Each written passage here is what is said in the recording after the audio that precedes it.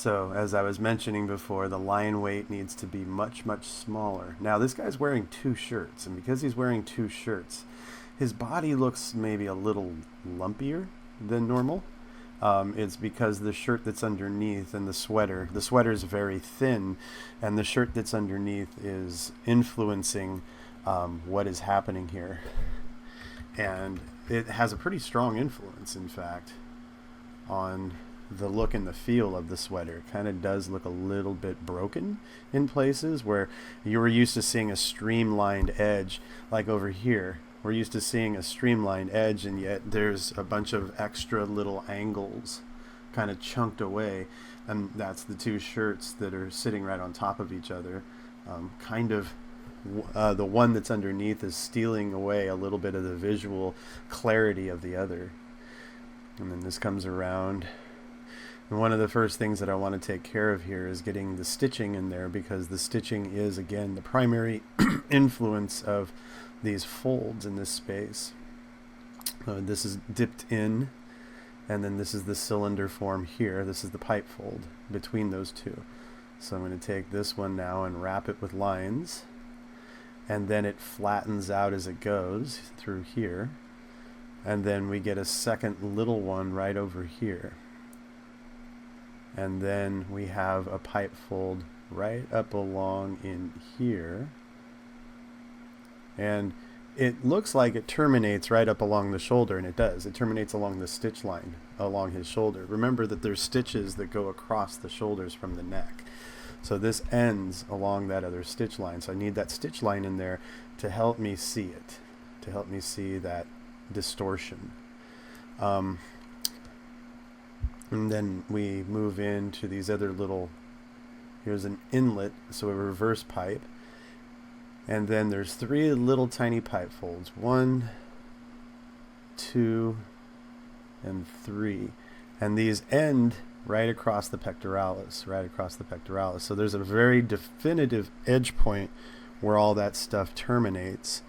And then we've got this pipe fold that goes up in here, and it starts from the midpoint. Now that I kind of know that he has button line on here, when I first pulled this picture I thought it was a pullover sweater. I didn't realize that it was a button-up sweater.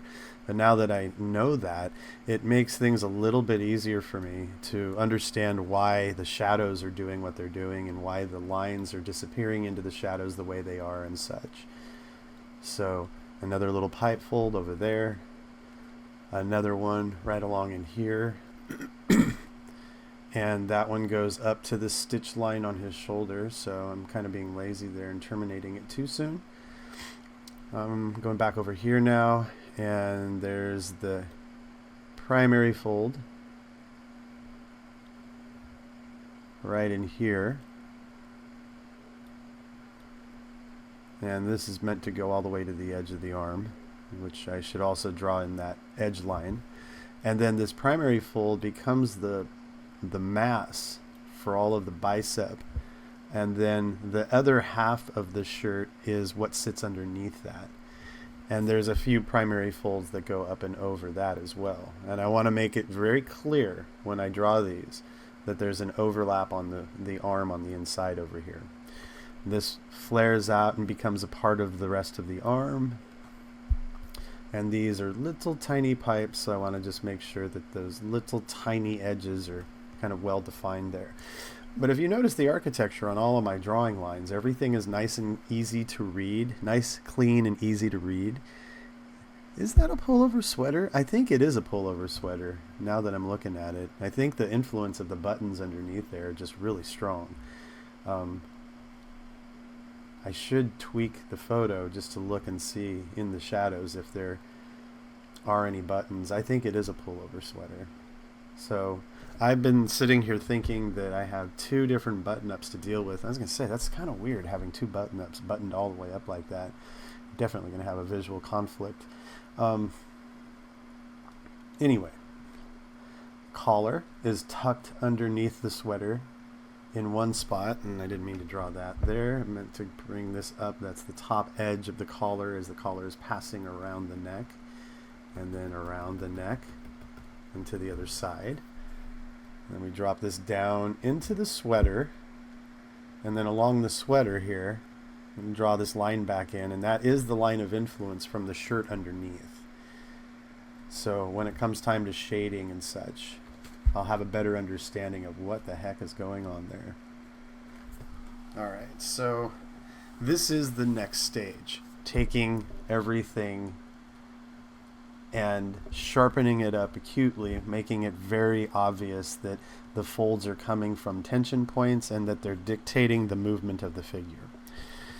And we've already been practicing this, so there shouldn't be anything new here other than clarity now, because some of you have been putting the lines in, but it's now about pulling the clarity together and bringing all of the shape designs into focus and having intention with them, not just drawing them because they're decorative, but drawing them because there's purpose to them. You're thinking that every little line you draw on the figure has something to do with the animation of the pose. The animation of the pose now in this case is a seated pose with the elbow back, this arm forward, both the knees forward, this leg back, this leg forward, body slightly bent. And all of those parameters are what we're searching for in the picture.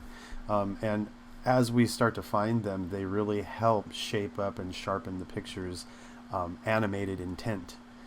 And again, this goes illustration. If you're doing illustration, I think this is kind of a strange concept to illustrators, to actually be like an animator. I think fine artists also trip up on the whole notion when I say that as well, because the word doesn't jive with them. They're so used to saying that, well, there's the difference between illustration arts and blah, blah, blah. But in reality, we are looking for a much stronger animation in the pose because we want something that feels believable. So to take principles of animation is not a bad thing for any of the arts.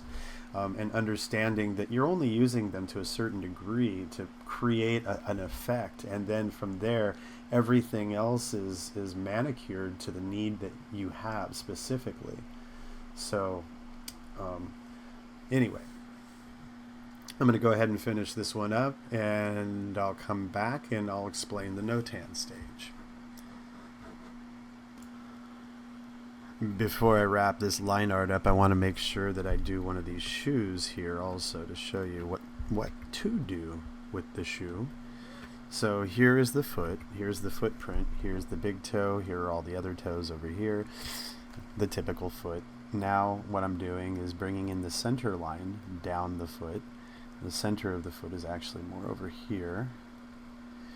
And then I'm going to duplicate the heel, or duplicate the footprint.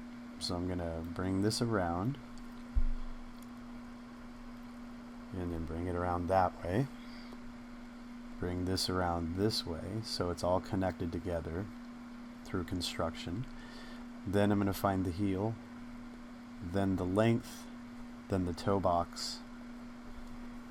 And the toes are up slightly. The only way you're really going to be able to show that is by showing this going in a slightly different direction and then casting a shadow or projecting a shadow onto the ground plane just in that little space, so you can kind of get an idea that the shoe is casting a shadow and that the shoe is elevated off of the ground plane. That's really the only way you're going to be able to pull that off.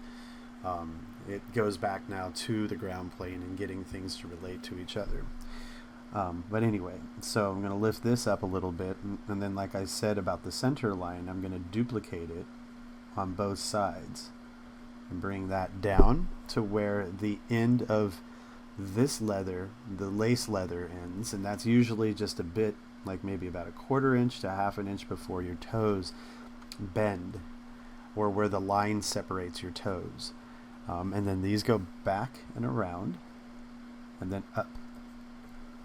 As you can kind of see over on this side, on this shoe, there's this pattern that goes down into the heel, and then this is sewn back into it. And there's stitching and all that other good stuff in there. If we wanted to get that tricky, we would get into the stitch lines and such.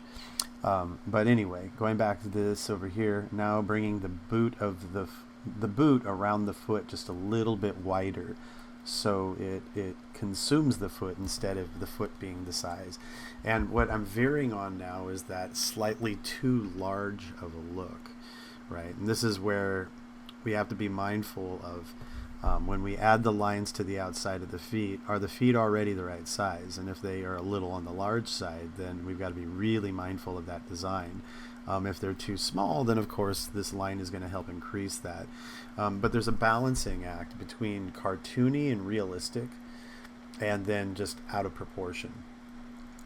And that's what I'm trying to balance here, is establish the proportion, make them feel like boots, but make them feel realistic and not out of proportion.